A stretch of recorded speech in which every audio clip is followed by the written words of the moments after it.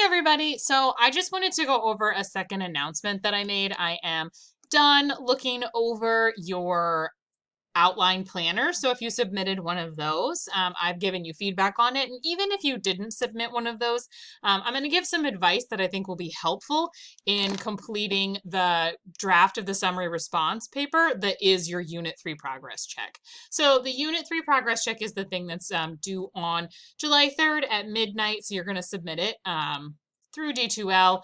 And what you're going to be doing is basically writing a draft of your paper, of your summary response paper. So I have some advice here that's just specific to some of the things I was seeing happening in your class and my other 101 class about just things to keep in mind as you work on a response. The very first one that I want to say, though, and that I want to emphasize in this video, is that a response paper shouldn't be a long form summary. It can be very difficult to write a paper when you are expected to respond to a text and incorporate outside quotes and incorporate a secondary source with quotes from the article that you found on the database. You are juggling a lot. So sometimes when you're creating a planner, it can be easy to just pull quotes and include those. One piece of advice that I'm giving everyone is to remember that this is a response. It is a personal response. So you want to make sure in your thesis statement and in all of your body paragraphs that you're constantly offering your response to the quotes that you're pulling from the article. The whole point of your paper that's coming across is you explaining whether you agree or disagree with the things that Stacey Tyker Cottereau has said in her article, Is School Too Shallow? So I included some things here that I think might be helpful.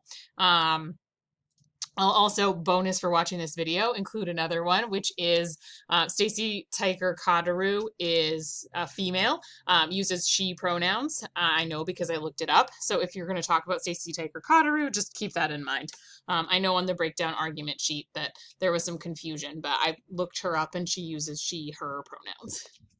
Okay, so the thing that I specifically want to talk about, there's lots of good advice in here about hooks, about what I think you should do in writing a conclusion. What I want to focus on, though, is this example, this weird little thing I included here. I attached this to some of your feedback as well. Some of you might have this as an attachment in your feedback. This is a document that I want to pull up to show you what I'm talking about when I say make sure that you are getting your response in here. This is an example of a paragraph without response.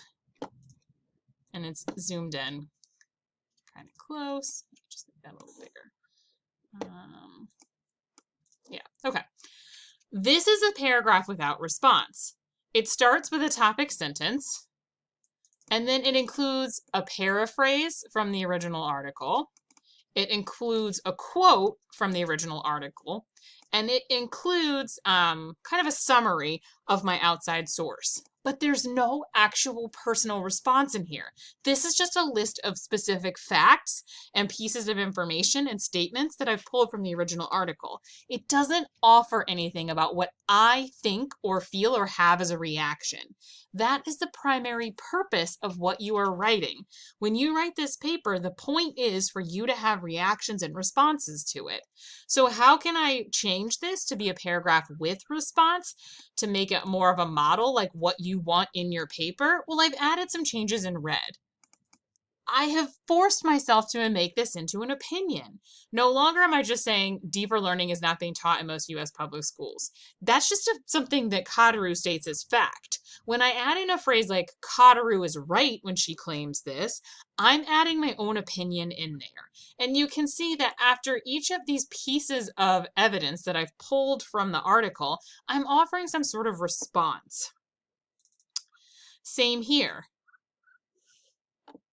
I am bringing more things into this so that it is clear that I'm having a personal reaction. And you can tell it is my personal reaction because I'm saying things like, I think, and I can see. And then I'm giving a personal story. This is not a true personal story because my kid isn't old enough to do math yet. But I'm offering up something that you might want to do. If you have a similar experience like this about doing homework with your kid and noticing the kinds of things that your kid is learning, and that's an example of why you think Cottereau is right or wrong, include that because you're trying to explain whether or not you agree with these ideas that Kataru has. And in this case, I'm saying, yeah, I think that this author is right. And here's why.